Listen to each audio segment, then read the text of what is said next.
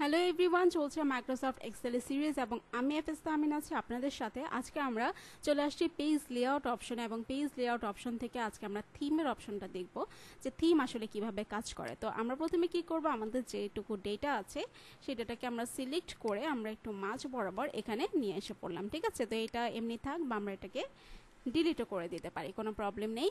এবং এই যে সবগুলো আমরা কলামকে ধরে জাস্ট ফিট করে নিলাম আমাদের জায়গা মতো। এখন আসেন এই সবগুলোকে আমরা সিলেক্ট করে এই যে থিম অপশন আছে এখান থেকে আমরা একটা একটা করে করবো। যেমন এটা হচ্ছে অফিসের জন্য দেখেন এটার ফন্টের সাইজ, কালার না, ফন্টের যে স্টাইল আছে সেটা কিন্তু চেঞ্জ হয়েছে। ফ্যাসেটে গেলে দেখেন এখানে আবার আরেক রকম, ইন্টিগ্রালে অন্য রকমের হতে পারে, আপনি বুঝতে পারছেন। আইকনে দেখেন এরকম আছে, আইকন ব্র্যান্ড, তারপর ওয়েস্ট, তারপর হচ্ছে মাস্ক, গ্যালারি একটা একটা করে চেঞ্জ করছে আর এরকম একটা একটা করে এখানে আমরা পরিবর্তন দেখতে পাচ্ছি কিন্তু।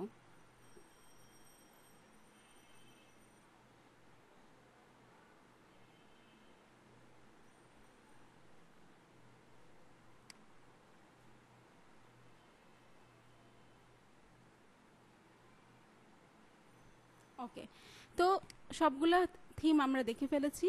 এখন আমরা এখান থেকে কালার চুজ করতে পারি যে আমরা এখান থেকে কোন কোন কালারগুলো ইউজ করতে চাচ্ছি। ঠিক আছে, এখান থেকে যেমন ওই যে ব্লুর মধ্যে আছে, জাস্ট এটাকে ধরে আমরা এখান থেকে কালারের যে grey scale, then blue 1, blue green, যে কালারটা আমাদের ভালো লাগে আমরা কিন্তু সেই কালার এখানে অ্যাপ্লাই করতে পারি। একইভাবে এখান থেকে আবার আমরা ফন্টগুলো কিন্তু চেঞ্জ করে করে নিতে পারি।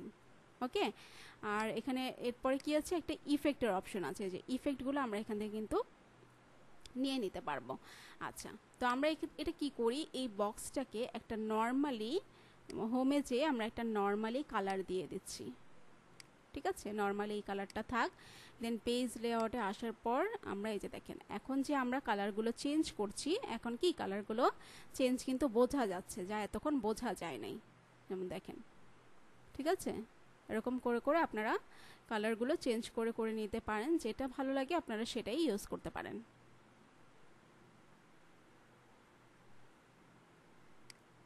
ওকে, দেন ইফেক্টের মধ্যে আসেন, ইফেক্ট আপনি এখান থেকে আলাদা আলাদা চেঞ্জ করে নিতে পারবেন।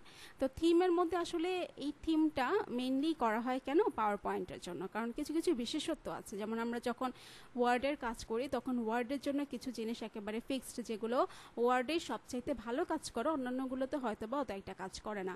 আবার যখন পাওয়ার পয়েন্টের ক্ষেত্রে দেখলাম যে শেপ, তারপর হচ্ছে যে থিমগুলো থাকে সেই জিনিসগুলো অনেক বেশি কাজ করে, যেটা হয়তো অন্যান্য যে টুলগুলো আছে সেগুলোর ক্ষেত্রে কাজ করে না। আবার একই ক্ষেত্রে এক্সেলের জন্য কিন্তু সবচাইতে বেশি কাজ করে ফর্মুলা, তারপর হচ্ছে টেবিল, হ্যাঁ, তারপর হচ্ছে ডেটা, অর্থাৎ ডেটা নিয়ে কাজ করার মতো যত কিছু আছে সব কিছু কিন্তু এক্সেলে কাজ করে। তো আপনারা জাস্ট বুঝে নেবেন যে কোনটা দিয়ে কী কাজ করা যায়, দেন যেটা বেশি প্রয়োজন হয় ওগুলোই কিন্তু আমরা বারবার ইউজ করি। আর সবগুলো অপশনে যে আমরা ইউজ করব বা করতে হবে এরকম কিন্তু না। তো সব কিছু আমরা সুন্দরভাবে ইউজ করি, তো এর মধ্যেই হচ্ছে আপনাদের সব কিছু বিষয় বুঝে নিতে হবে। তো আশা করছি আপনারা বুঝতে পারছেন। যে কোনো প্রবলেম হলে অবশ্যই অবশ্যই আমাদেরকে আপনারা নক দিবেন, বিভিন্নভাবে কন্ট্যাক্ট করবেন, যাতে করে আমরা আপনার প্রবলেমটা সলভ করতে পারি। তো পরের ক্লাস দেখার আমন্ত্রণ হলো। সবাই ভালো থাকেন, সুস্থ থাকেন, আল্লাহ হাফেজ।